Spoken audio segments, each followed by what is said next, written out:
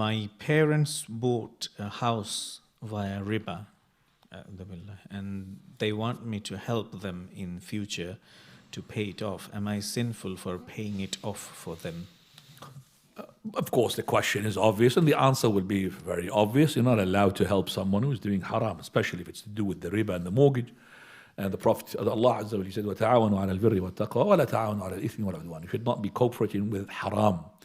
It's definitely haram. But the way to now encounter this with your parents, you have to be careful as well, not to shout at them, this is haram, but to evade, to give them that, knowing they should know the fact that I cannot involve into this haram.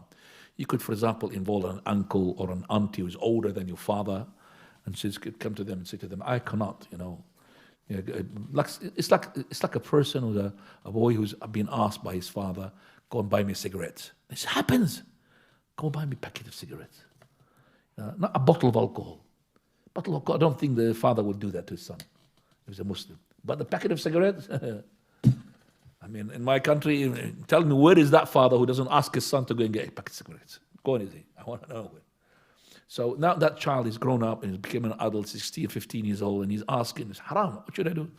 Don't get that packet of cigarettes.